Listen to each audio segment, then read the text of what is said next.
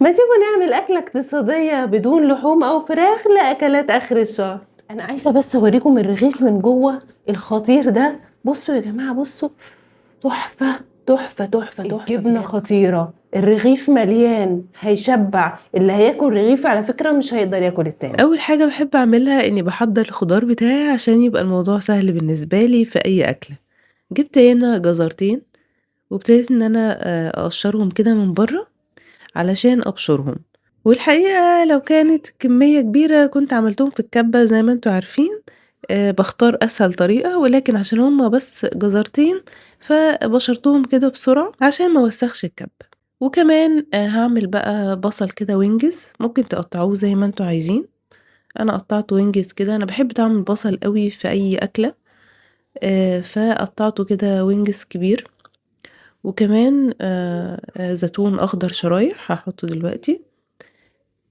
جِبت هنا بقى سمنة بلدي، طبعًا استخدموا اللي أنتم بتستخدموه، زيت أي حاجة. شوّحت كل الكلام ده مع بعضه، هاشوّحه كويس جدًا، جدًا. أنا ما باحبش أحط أي خلطة نيّة عشان ما تبقاش بتقرمش كده، لأ أنا باحب أسويها كده وأدبّلها. وحطيت عليهم ملح وتوابل مشكّلة، وسلقت هنا البطاطس بعد ما قشرتها وقطعتها مكعبات. كده خلاص سلقت البطاطس وعملنا الحشوة بتاعتنا الجميلة دي. طبعا ناقصة حاجة هقول لكم عليها دلوقتي. هنا صفيت بقى البطاطس، لازم نصفيها كويس عشان ما يبقاش فيها مية. ههرسها بقى، اهرسيها بأي حاجة.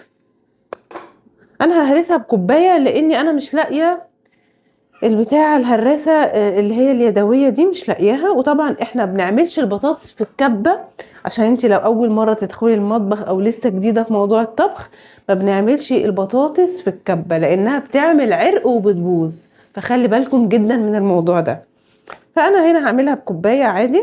طبعا انا سلقاها كويس جدا عشان ما تاخدش وقت وما تبقاش كده ناشفة. فمقشراها زي ما انتوا شفتوا كده وسلقاها عشان السبب ده، عشان تتهرس معايا بكل سهولة.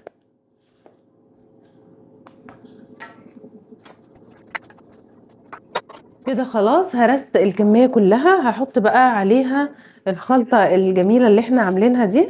بصوا بقى يعني كميتها قد ايه، هتزود لكم الكمية جدا. عايزة اقول لكم ان ريحتها خطيرة بجد. فاضل ايه بقى؟ فاضل الجبنة. انا جبت كيس الحمد ده اللي هو ميكس ده.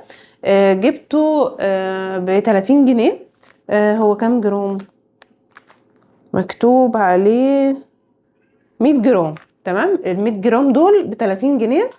اهو حاجة يعني ايه نزود بيها. انا ما جبتش الكيس الكبير، الكيس الكبير ب 70 جنيه. فطبعا اكيد يعني مش هنحطه في البطاطس، مش هنحط الكيس كله.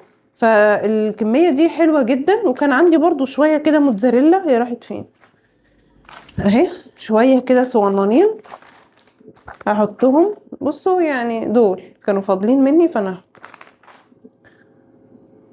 هنا بقى هبتدي ان انا استعمل ايدي. طبعا اللي عايز يلبس جلوفز عادي يلبس، ولكن انا ما بعرفش اتصرف بالجلوفز. انا عايزه بس ايه الكميه كلها كده تتعجن معايا. فمش مطلوب ان البطاطس تبقى مهروسه قوي، ومش مطلوب ان الخلطه والبطاطس يبقوا حته واحده، لا عادي كده كده كده كله هيتاكل جوه الرغيف.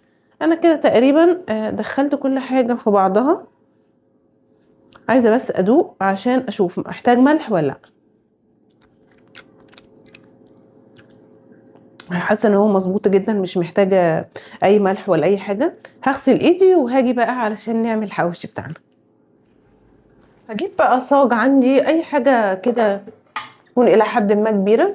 بصوا تقدروا تعملوا الحواوشي على النار فوق، ولكن انا يعني هعمله في الفرن علشان انا هعمل ما شاء الله كميه كبيره. هناكل منه النهارده وهشيل الباقي في الفريزر. انا دايما كده بحب لما اعمل اي حاجه اعمل بزياده، طالما كده كده هقف بعمل منها زياده، بحيث ان انا لما يجي لي يوم زنقه فيه انا مش قادره اعمل اكل، او تعبانه مش قادره ماليش نفس ان انا اعمل اكل، بلاقي حاجات من اللي انا عملها دي وبتنفعني جدا. فزي ما قلت لكم انا طبعا ما شاء الله الكميه اللي انا عاملاها دي كميه كبيره جدا. فهتعمل لي عدد ارغفه كتير جدا، هتكفيني مرتين غير المره دي.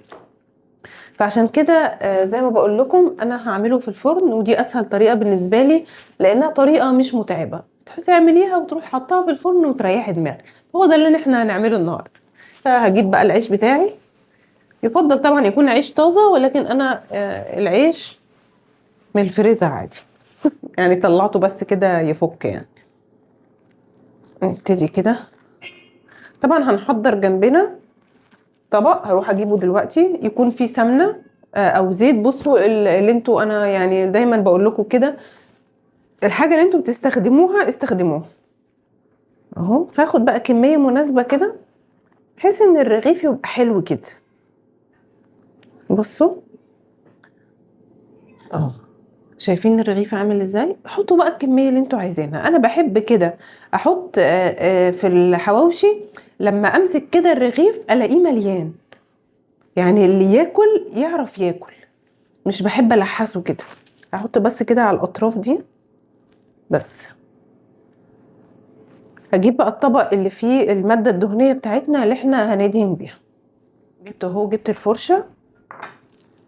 هنعمل بقى رغيف رغيف من فوق كده ومن تحت، هندهن من فوق ومن تحت. انا مش بدهن الصاج لانه كده كده انا بدهن الرغيف من فوق ومن تحت، فكده كده الصاج هيتعمل. نعمل بقى واحد تاني كده، نعمل الكمية كلها بنفس الحكاية. زي ما قلت لكم هناخد شويه هنعملهم النهارده ناكل بيهم النهارده، وشويه اروح مفرزاهم في التلاجة بالعيش، يعني حواوشي كامل، مش الخلطه بس، لا. ابتديت بقى اعمل حوالي 10 ارغفه الاول. هوريكم الكميه اللي اتفضلت بعد ما عملت ال10 ارغفه دول.